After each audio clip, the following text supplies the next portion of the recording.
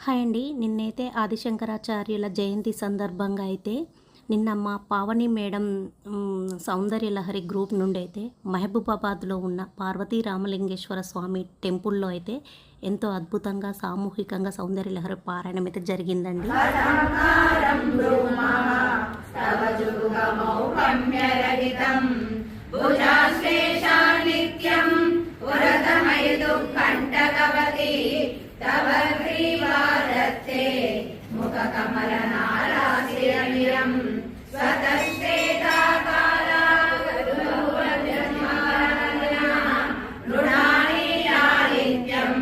వహతి యదోహ